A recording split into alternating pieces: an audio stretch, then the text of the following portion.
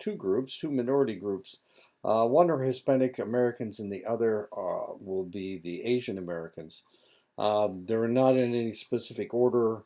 There is a larger population of Hispanics in the United States. So let's go ahead and tackle the group with the most people. Um, it's Hispanic. The Hispanic population is really kind of interesting because a lot of people think, oh, Hispanic Mexican, but the reality is that there's a lot of countries of origin that you're dealing with, and just like American Indian tribes, you certainly don't like people referring to you by the wrong tribe or just as American Indian. You want them to refer to you as Dene or Navajo or Dene. If they called everybody Sioux, I mean, I'm sure that would be fairly irritating for you. And Hispanics are the same way. And what we're going to look at country of origin in just a second. But first, let's talk about how many there actually are in the United States. 44,252,278, and of course that number changes constantly through immigration and birth. The nation of origin that has the greatest number of Hispanic immigrants in the United States is Mexico at 28,339,354, making up about 9% of the total U.S. population. And of course, in the last election that was held last Tuesday, for me, you'll be reading this a little bit later. The Hispanic vote was very important as to supporting the Democratic candidates, especially in Arizona, New Mexico, Texas, and California. One of the things I'm really proud of you guys for doing is supporting, if voting. If American Indians voted as more of a bloc, it would give you more power. This is what happened in Montana.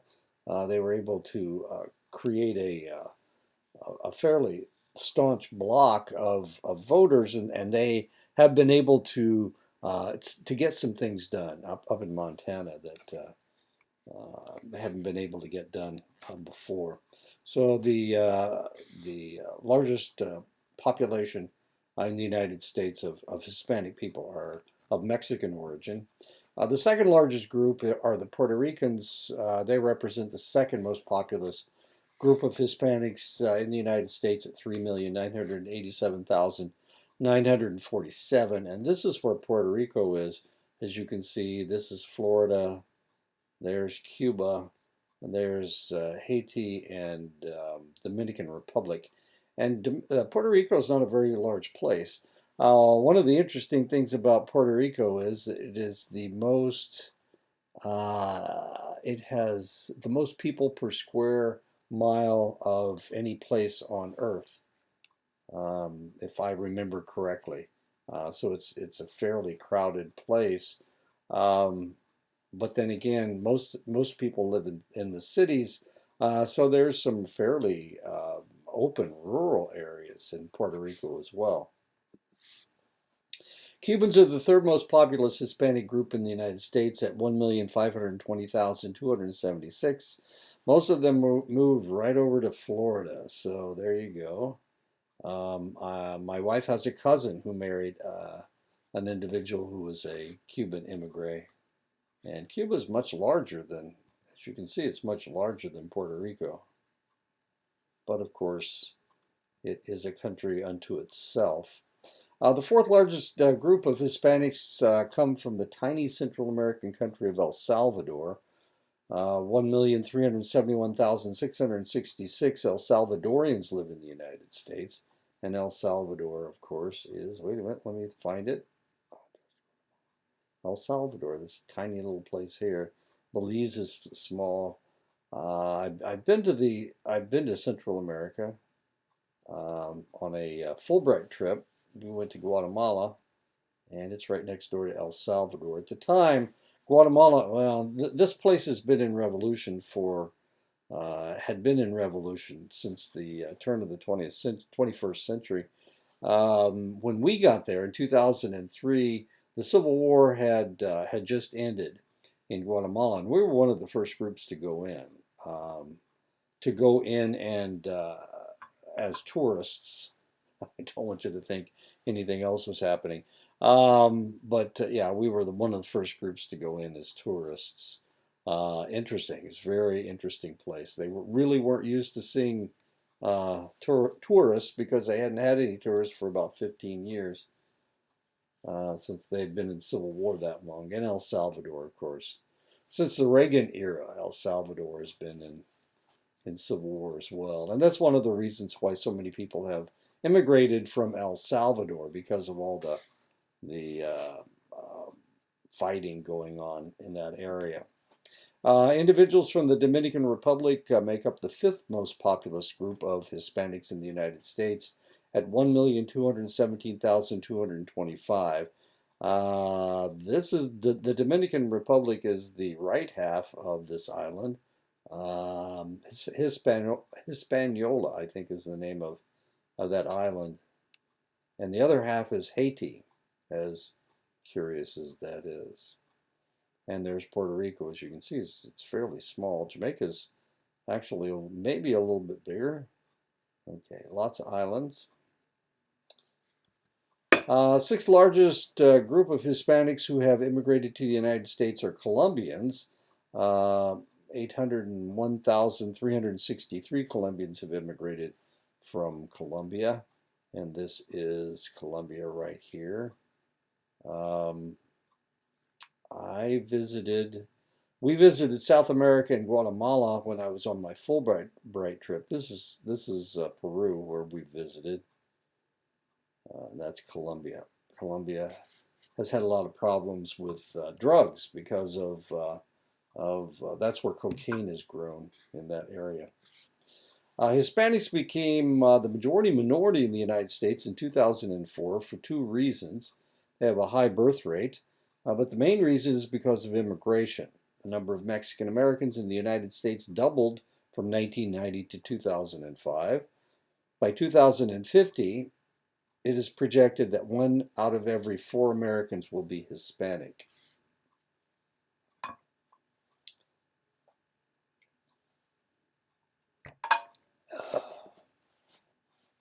Unlike African Americans and American Indian populations, Hispanics are both a colonized population, those who lived in Arizona, California, New Mexico, and Texas before it became part of the United States, sometimes referred to as Tejanos or Haciendados, and an immigrant population, those who have arrived in the United States after the 1850s.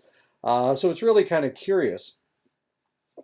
Most people just see the immigrant aspect of it, but of course, you guys live in Arizona, and you know that how much interaction was taking place when New Mexico was settled by the Spanish, and those individuals stayed there. They stayed in New Mexico in the Santa Fe, Albuquerque area, and they raided into Indian country to capture people that they sold into slavery. It was a constant warfare going on in the until the Americans got there, and they tried to stop it, and that was part of the Navajo Wars. The fact that they weren't able to keep these people from traveling over to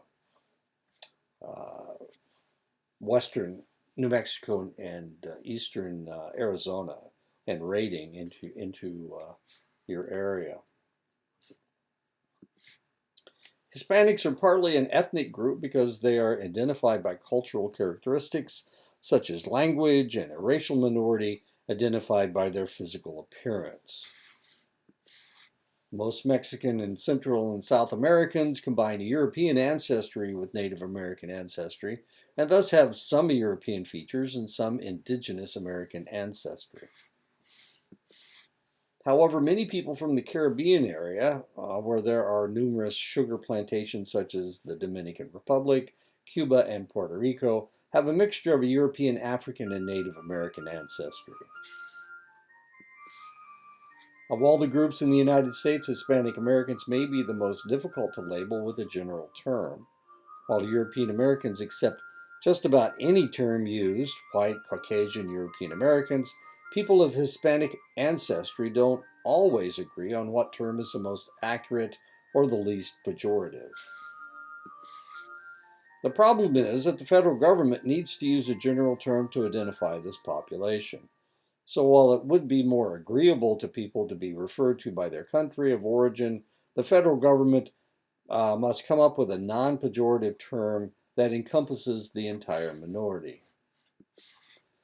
A survey in 2001 found that about a third of the people of Hispanic descent didn't want to be singled out for their ethnicity, but just wanted to be referred to as American. 67% preferred the term Hispanic over Latino. And this, of course, is Selena Gomez. We had, who did we have? Wait a minute, there she is. Okay. That's great. oh, where's my memory today? The lady that's married to Ben Affleck. Ah, I can't think of her name. Made in Manhattan. I can't think of her name. Anyway, not important, I guess. The part of the United States that had once belonged to Mexico was either annexed or bought from the Mexican government by the middle of the 19th century. The people that lived in these areas were colonized and marginalized, often being thrown into impoverished circumstances. Mexican Americans in the United States have often provided transient agricultural labor that ranged from the Canadian border in the north to the rich farmlands of the Appalachian Mountains in the east. And this is where I came in contact with people of Hispanic origin.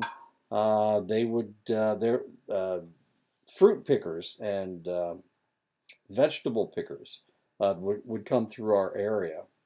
People would plant green peppers or tomatoes, and usually in the late summer, early fall, they would do the picking, and of course they would stay through the apple harvesting season, and sometimes they would stay all year, and then sometimes they'd move back down to the border region of Texas, New Mexico, and Arizona. Uh, that's the assumption. Famous singer Trini Lopez was born in Indiana. So was I can't think of his name now. My goodness, what a morning I'm having.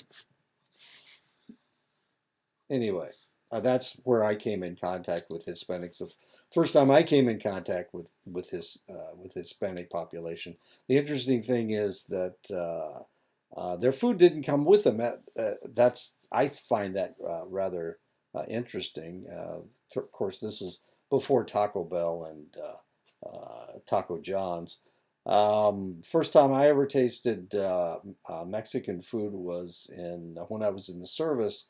My first permanent duty station was in Lubbock, Texas, and I can remember we, as we drove into town, I was kind of poor because I'd bought gas, so I just had a handful of quarters, and I was able to buy tacos or chalupas. I think they were chalupas at a taco place in Lubbock. That was my first meal in Lubbock, Texas. Besides language, there are some significant differences between Mexican Americans and Anglo Americans. Most Anglos are Protestant, and most Mexican Americans are Catholics. Another cultural difference between Anglos and Mexican Americans is the concept of machismo. Machismo is a value system that stresses male dominance, honor, virility, and violence.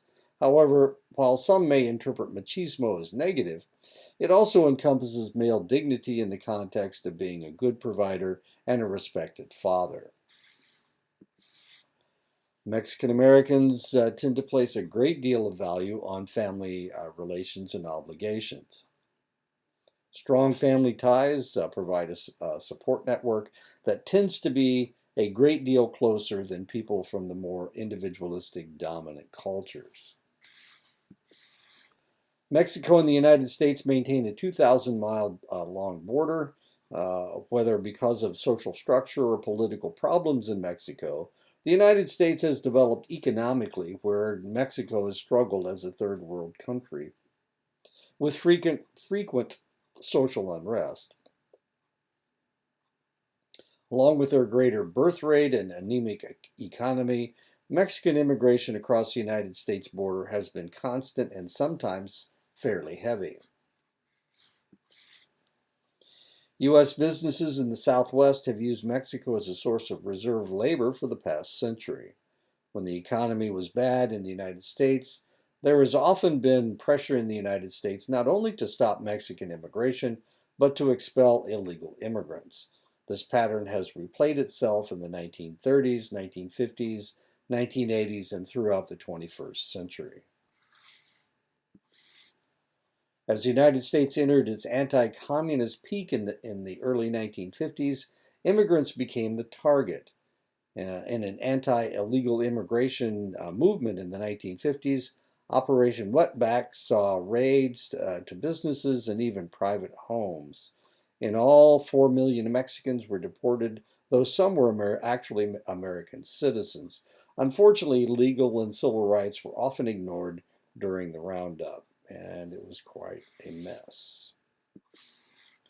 In 1965, the National Origins Act, passed in 1924, was replaced by the new immigration policy. The policy allowed for 80% of visas per country being reserved for close relatives of U.S. citizens. 20% of the visas per country were reserved for skilled labor needed in the United States. Many Mexican immigrants continued to work in the low wage and unskilled labor market. In 1986, the Conservative Congress passed the Immigration Reform and Control Act, trying to control illegal Mexican immigration. The law allowed any illegal immigrant who could prove that they had been in the United States continuously for 4 years to become a U.S. citizen. 3 million Mexican immigrants were able to become U.S. citizens at that point. An estimated 11.6 million undocumented Mexican immigrants live in the United States at the present time. And of course, that is an estimation. Today, about 40% of Mexicans live in poverty in their own country. But life in Mexico does a poor job of preparing its people for success in the United States. The average number of years of education in Mexico is only 7 years. Since 9/11, the conservative Bush administration, Homeland Security, and porous 2,000-mile border with Mexico has become a very serious debate. There is a strong political and economic interest in the United States to maintain the illegal flow at the present level. Because of the low status, illegal immigration of Hispanics in the United States allows the dominant culture to maintain a colonized status for this group. The competition that makes the illegal immigrant attractive to employers also leads to prejudice and discrimination. They suffer from the unskilled Anglo population. Because of the unskilled status of many of the Mexican workers, Anglo businesses have been able to pay Mexican workers less for a day's labor than an Anglo worker. Because of the influx of unskilled illegal immigrant labor, Mexican laborers have been unable to organize and stop this practice. But there has been protest in the past that has been somewhat successful. After Mexican labor was marginalized and harassed in the early 1950s, farm laborers began to be treated poorly and paid starvation wages. In 1965, Rodolfo Gonzalez, founded the Crusade for Justice that focused on civil and legal rights and worked against the discrimination of the police. And that's Rodolfo right there. Another organization that struggled for Mexican American rights was the Alliance of Land Grants to fight for the land that was illegally seized from Mexican citizens in the United States. Established by Reles Lopez Tijerina in the 19th. I don't speak Spanish very well. I learned it, but I speak Spanish with a Hoosier accent, which is probably pretty ugly. Tijerina made enough of the pest of himself to spend several years in jail for his activities.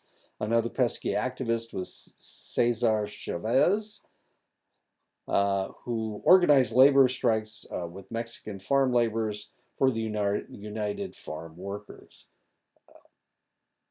Chavez was able to organize the workers despite the fact that they were migrant and difficult to pin down. Chavez's most successful technique was the boycott, a technique used to increase wages for grape and lettuce pickers. And that's Chavez right there. We also saw Chavez right there. That's a young Chavez, Cesar Chavez. A continuing problem for Mexican Americans is identity. Among the 28 million plus Mexican Americans are the people who have lived in the United States longer than the dominant Anglo Americans, as well as people who crossed into the United States yesterday. Exacerbating the identity problem is the different ideas of Hispanic heritage that exists in separate southwestern states. Puerto Rico belonged to Spain until the Spanish-American War in 1898. After the war, Puerto Rico became a protectorate of the United States and has maintained that status ever since. A continuing argument in Puerto Rico is, do the Puerto Ricans want to stay a protectorate, become a state of the United States, or become an independent nation? When the United States seized Puerto Rico, the people of the island were overwhelmingly rural and very poor. U.S. business interests revolved around sugar and coffee grown on the island. Many rural poor were pushed off the land and forced to move to overcrowded cities. Since Puerto Rico is a United States protectorate, Puerto Ricans are U.S. citizens, though they don't pay taxes or vote in presidential elections. At the turn of the 20th century, only 2,000 Puerto Ricans lived on the United States mainland. By 1940, 70,000 lived on the mainland, but during World War II, the level expanded to 280,000. By 1950, the numbers had increased to 887,000. 280,000, I guess. Did I say 280 million? 280,000. Because of the status of the large number of rural poor in Puerto Rico, many of the people migrating to the mainland have been poorly educated and unskilled. Because of this, Puerto Ricans have gravitated to low-paying, unskilled jobs on the mainland that don't require knowledge of English. During times when workers were needed in the United States, recruiters would recruit on the island. Besides language problems on the mainland, Puerto Ricans have had other cultural problems. Strongly Catholic Puerto Ricans have found that their religious practices are similar to Italians, but very much different from the Irish and German practices that dominate United States Catholicism. Another cultural problem that rears its head in the United States, but not Puerto Rico, is the concept of skin color and race. Puerto Ricans have a long history of racial intermarriage. While there are skin color prejudices on the island, it is very much different from the dichotomous split between black and white as seen in the United States. On the island, social class and birth are more important than race. On the island, people of mixed race refer to themselves as tan or Triguena. Triguenia. And there she is again. No, I'm going to have to figure out who she is. On the mainland, these individuals don't have that option, but must decide whether they are black or white. In one study in 1992, 58% chose white and 42% chose black. This seems to happen more with women than men. Ah, A-Rod. Oh, wait a minute. Why can't I think of her name? My goodness gracious. I would like to say it's on the tip of my tongue, but I'm not sure. Why does the name Lopez keep coming to mind? Wait a second. I got to figure this out. She's driving me crazy. She drives me crazy. Anyway, okay. Ben Affleck. Uh, I can think of Ben Affleck's name. Why can't I think of Jennifer Lopez? I could think of the name Lopez. I just couldn't come up with the name Jennifer. Oh my goodness gracious, what's going on? Okay. All right. There we go. I need that one to come up.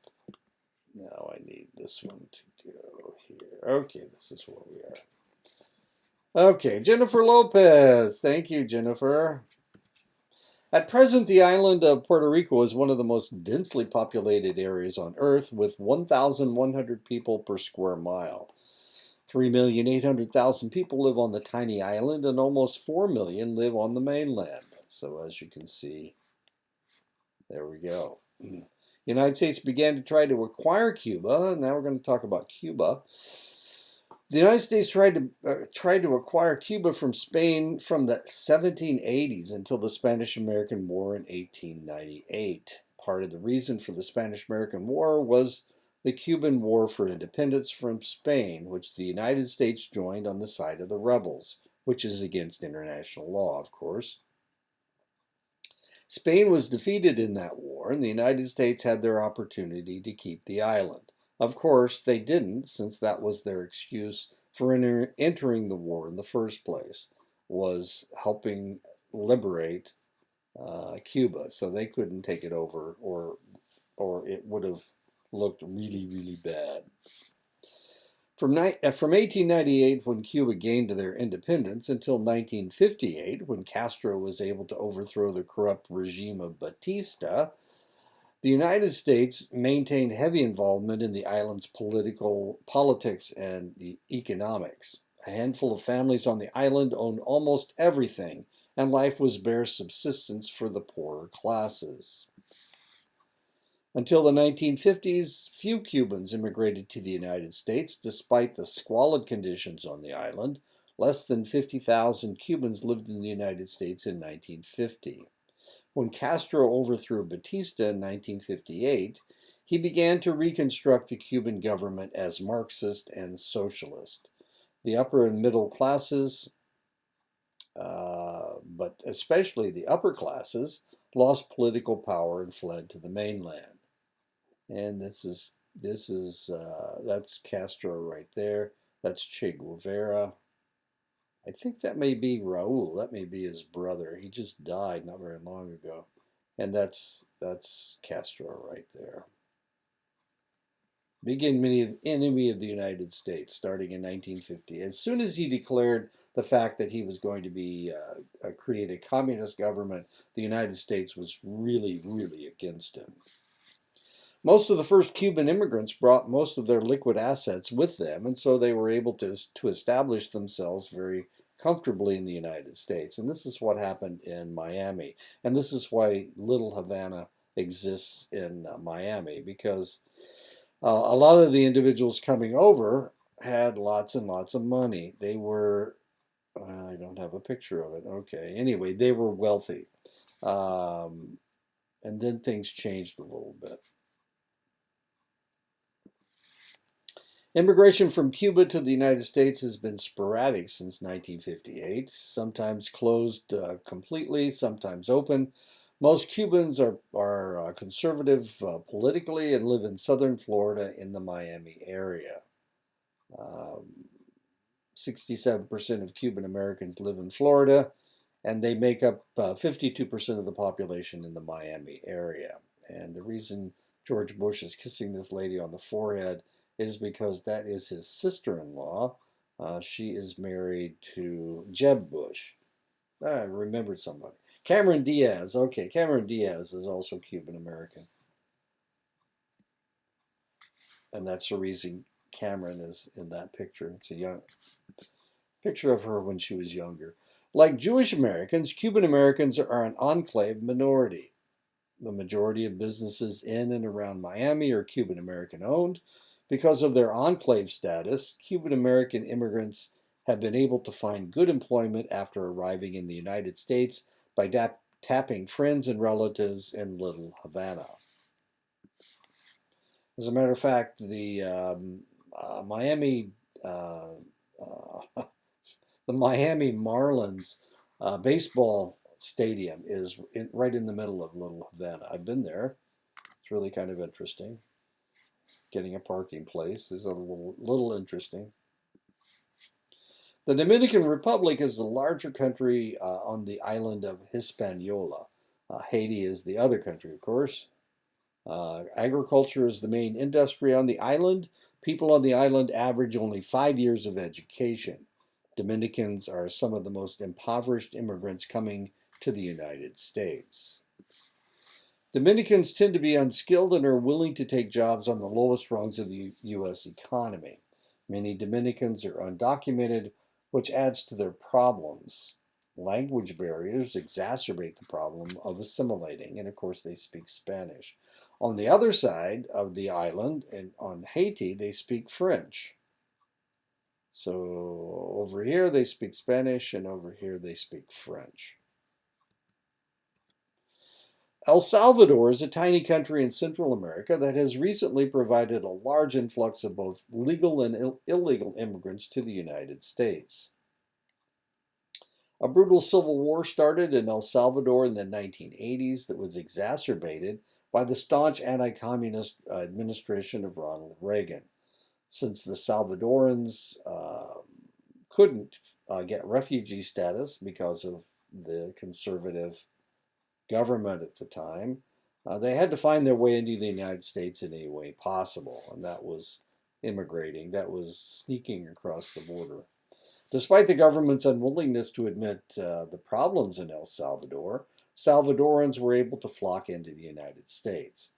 This was mostly due to a sensitive American clergy that provided legal and illegal sanctuary to many from the Central American country. Colombia is one of the more industrialized and developed countries in Central and South America. The biggest problem in this country is 40 years of civil war, powerful cocaine cartels, and government corruption. Colombians tend to be the best educated of the South American immigrants. Because of the drug problems in Colombia and the drug interdiction of the United States military attempting to stop the rampant cocaine and crack cocaine running into the United States, Colombians suffer the same prejudices that Italians sometimes run into with the mafia. Everyone thinks they are in the drug trade. Assimilation of the Hispanic population in the United States has followed the same course as other immigrant groups. The longer the individual has been in the United States, the more likely they are to have assimilated. Many native-born Hispanics, especially after the second generation, speak English only. 90% of Hispanics live in urban areas. Mexican Americans tend to live in the Southwest. Cuban Americans tend to live in the Miami area of South Florida. Puerto Ricans and Dominicans tend to live in the urban areas of the Northeast, and that is around New York. As a matter of fact, my son used to live in New York. He lived there for a couple of years, and he was living in a Dominican neighborhood, which was kind of interesting.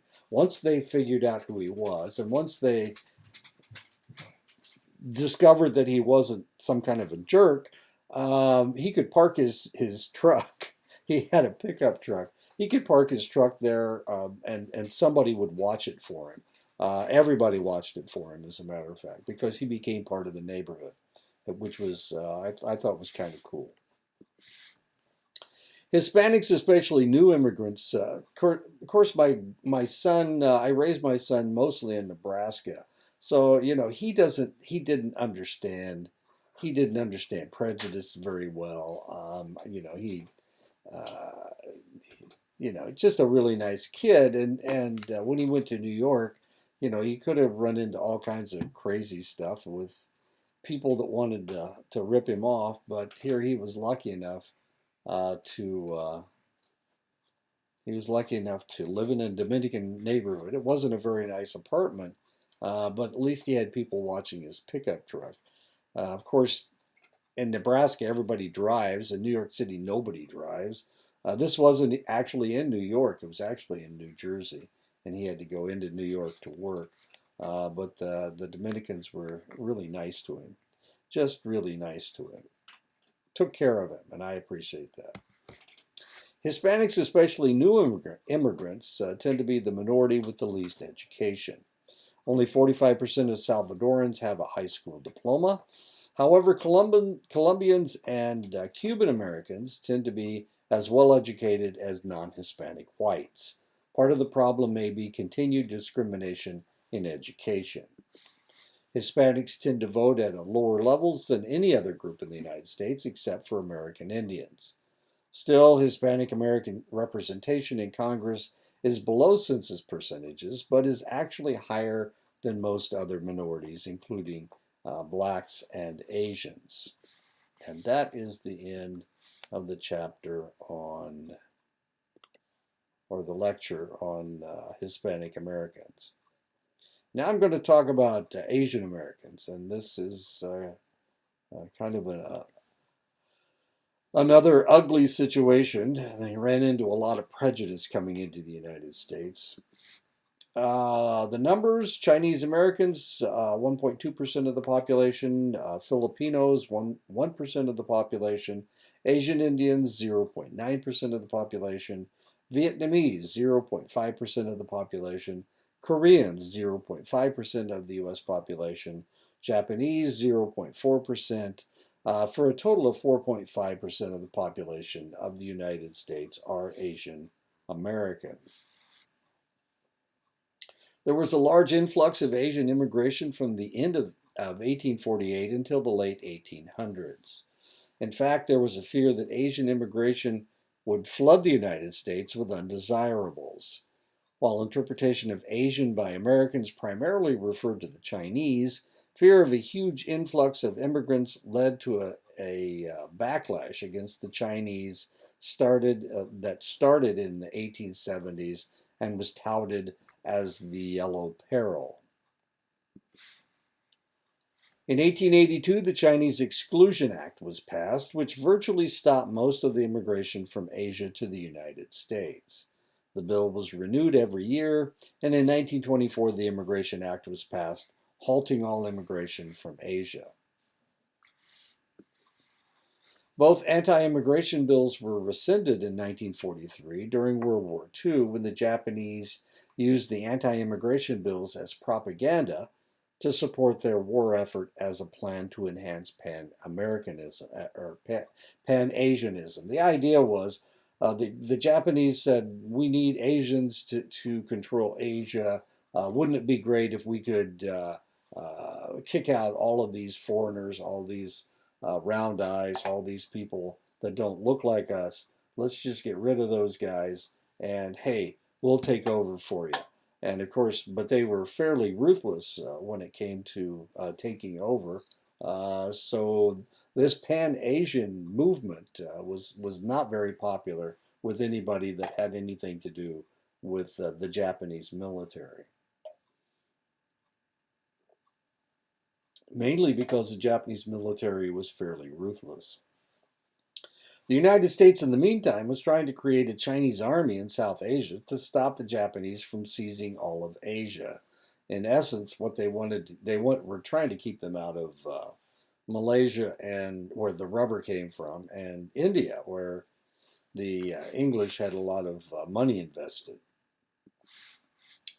Asian immigrants were allowed to come to the United States, but were not allowed to become citizens until the laws changed in 1965. Now remember, they passed this law in 1924 that called the Chinese Exclusion Act. And then we kind of loosened it in 1943, allowing people to come into the United States, but we didn't change the law until 1965. Asians couldn't become citizens in the United States until 1965. Until that time, Asians were primarily cloistered in areas inside cities referred to as Chinatowns. Initially, Asians immigrated to the United States because the individuals wanted to make money, not to permanently move out of China. The Chinese have always considered China the center of the universe, and in fact refer to China as the Middle Kingdom, with everybody else on the periphery.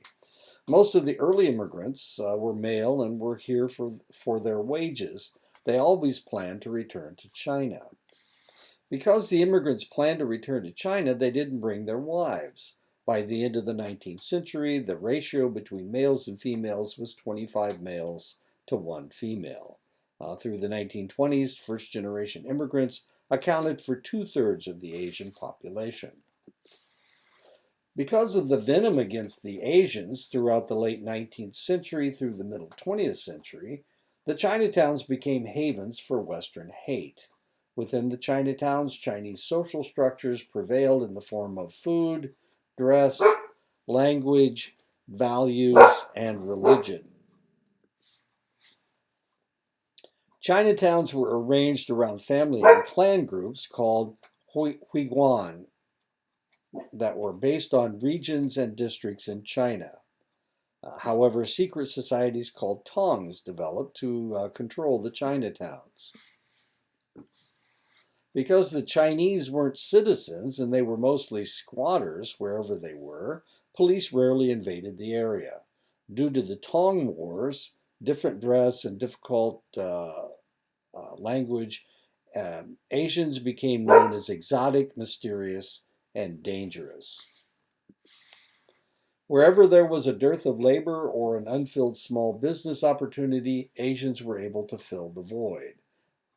This is mostly restaurants and laundries. Many of the businesses just served other Chinese, mostly male, so the profit margins were small. When there was a market to the larger population, the possibility of profit was greater. The turning point for Chinese immigrants, as with most other minorities, came in the crucible of war.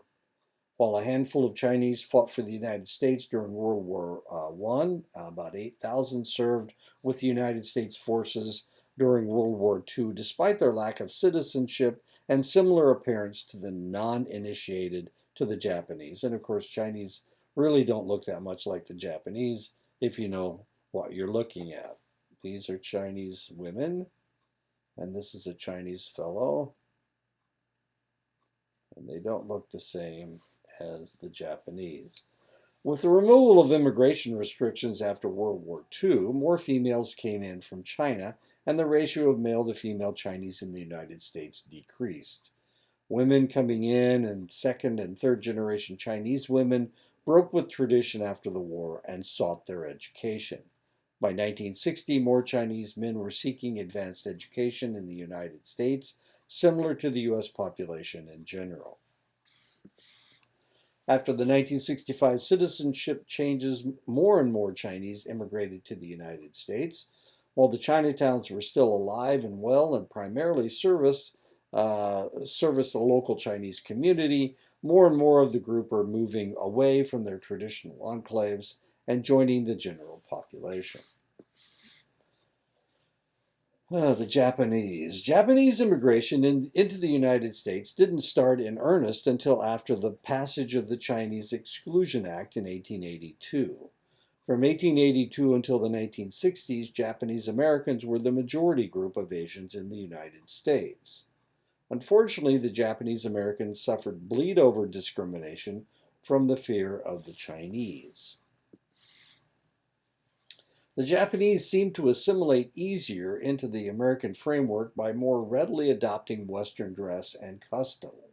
Still, immigration from Japan was curtailed by the Gentleman's Agreement between the United States and Japan in 1907. And this is actually one of the causes of World War II. The Japanese were really upset about this. They considered themselves superior to the Chinese. They considered themselves superior to just about everybody. And therefore, when this gentleman's agreement was signed in 1907, it really upset the Japanese society. Before 1907, mostly young Japanese males came to the United States for work, but after 1907, Japanese males were banned from immigrating to the United States, though females were allowed to come here. This lasted until the 1920s, when the Japanese female immigration was curtailed as well. Because of the greater influx of Japanese females and a more continuous flow, the ratio between Japanese males and females, and thus families, was more constant than with the Chinese immigrants. For that reason, there was a much stronger second-generation Japanese-American contingent than with the Chinese. By World War II, 63% of the Japanese people in the United States were second generation or Nisei. Other differences between the Japanese immigrants and the Chinese immigrants were the skills they brought to their new country. While the Chinese were mostly cloistered in Chinatowns, many of the Japanese were skilled agriculturalists and so went into farming. By 1910, there were 6,000 independent Japanese farmers in California, 30 to 40% of the entire population. The Japanese farmers were so successful that in 1913, the Alien Land Act was passed in California to prevent Asians from purchasing land. The Japanese farmers were able to dodge the new law by putting any land they held into the names of their Nisei children, who were citizens of the United States by reason of birth. Discrimination against the Japanese was similar to the discrimination against most minorities. They were politically disenfranchised, they were segregated from school, they were segregated from residential areas, they were banned from movie houses, they were banned from swimming pools, they were banned from public facilities. Unlike the Chinese, who stayed pretty much to themselves, the Japanese Americans moved closer and closer to assimilation, establishing organizations that promoted Americans' assimilation and patriotism. Such organizations as the Japanese American Citizens League emphasized American citizenship and the acceptance of American values and ideals. After the Japanese attacked Pearl Harbor on December 7, 1941, many people in the United States overreacted to the unexpected attacks by calling for the removal of all people of Japanese ancestry in the United States. In February of 1942, Roosevelt signed Executive Order 9066, which called for the relocation of all Japanese Americans, both Issei and Nisei, into relocation camps away from the West Coast to keep them from sabotaging the American military in the area. Nisei, of course, are second generation. Issei are first generation Japanese.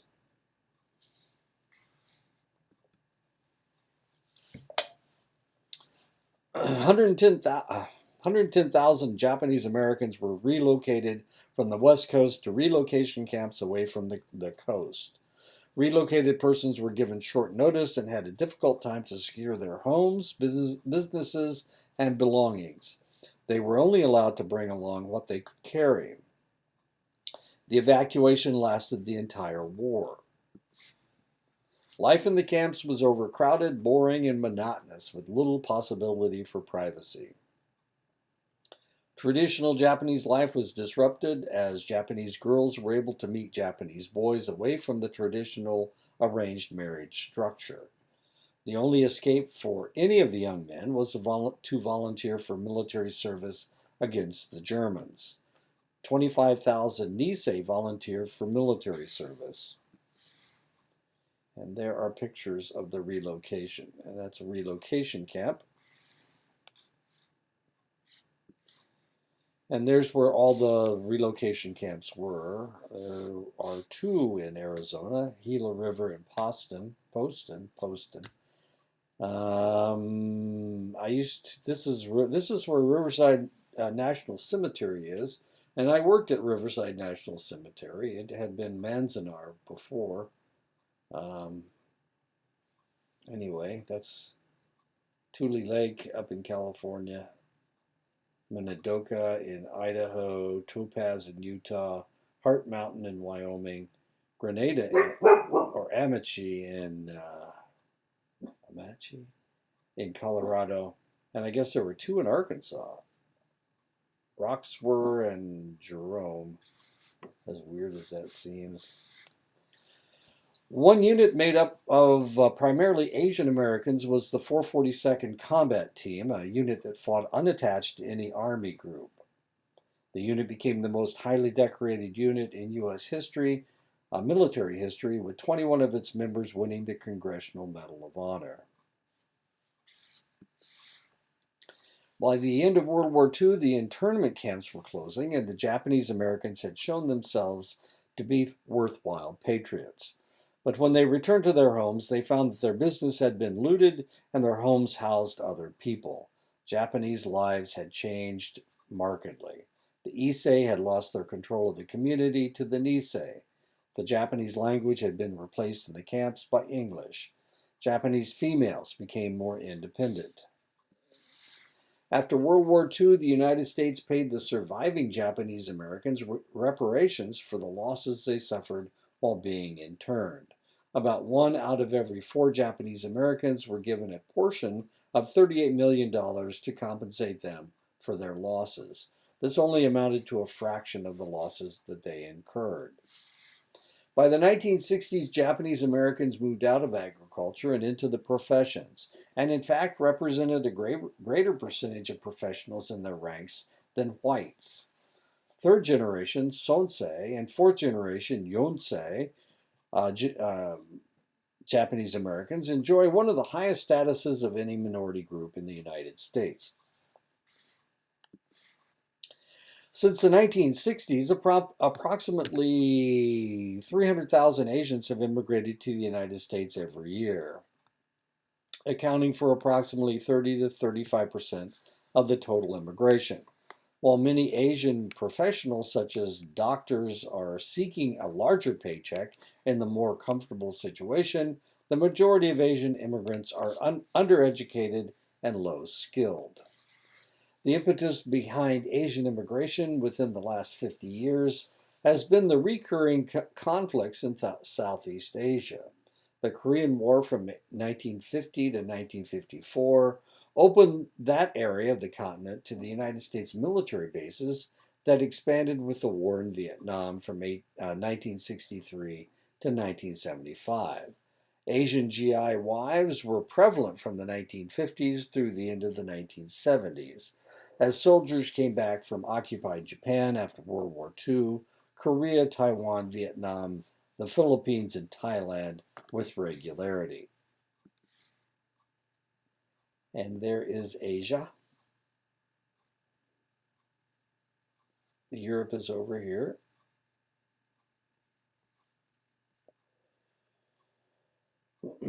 Japan, Korea. This is North and South Korea. There's China, this huge chunk. And there's India, of course.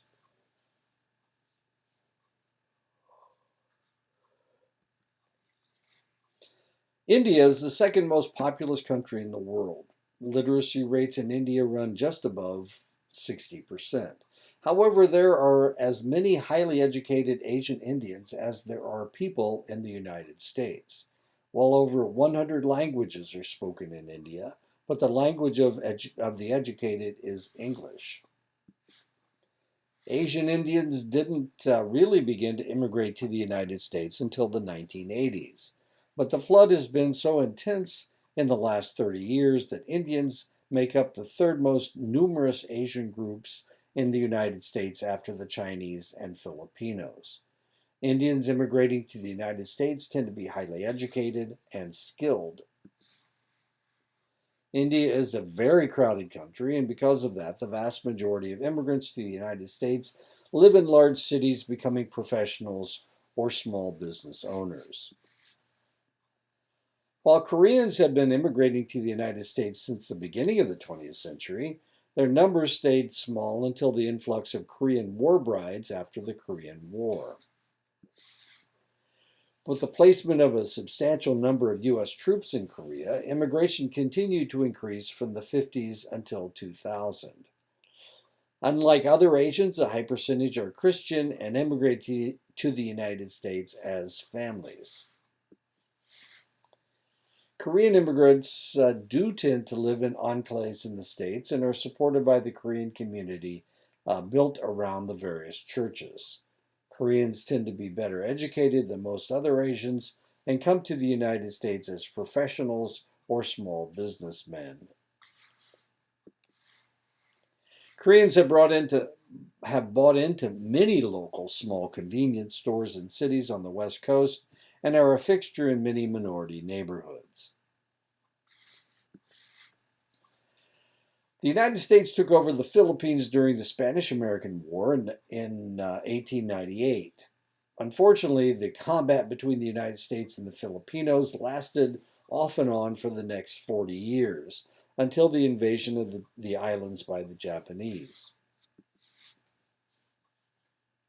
Even after retaking the Philippines in 1945 and granting the Philippines independence, the United States continued to maintain a strong military presence there until the eruption of Mount Pinatubo in 1991. That was Clark Air Force Base in Subic Bay.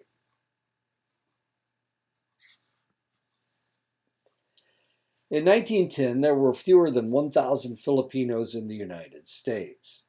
However, a surge of Filipino immigration began in the 1960s and continued through today until Filipinos account for the second largest Asian group in the United States.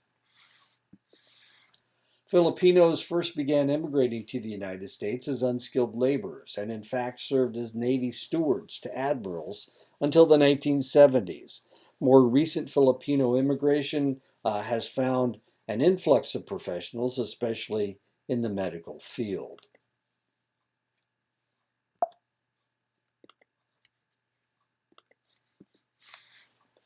Vietnamese immigration into the United States began as the war in Vietnam kicked up in the 1960s. Previously controlled by the French, the Europeans were defeated in Vietnam in 1954. Unlike other Asian success stories, the Vietnamese who came to the United States were often politicians and soldiers. The success of this group has been small at best. They are the largest refugee Asian group in the United States. Japanese Americans seem to have embraced acculturation more than any other Asian group.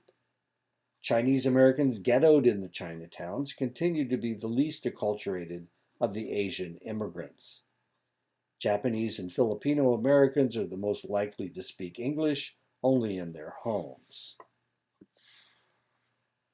Unlike other minorities, Asians enjoy a great deal of success in the U.S. educational system.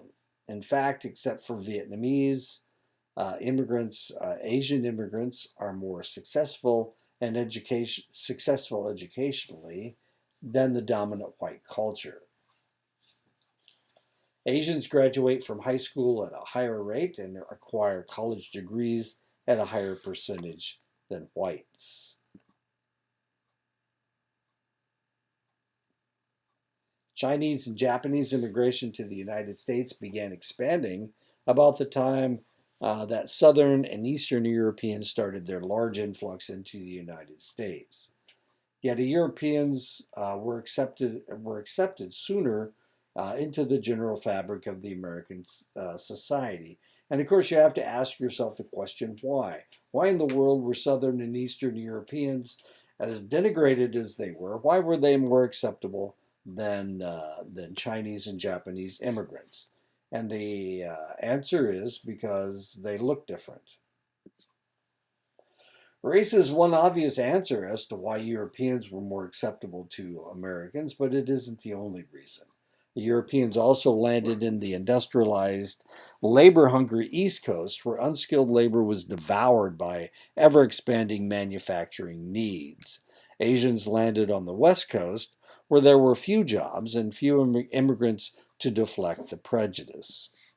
And that is the end of the lecture. So I'll talk to you guys next week. I can't remember what we're talking about, but I'm sure it's something fascinating.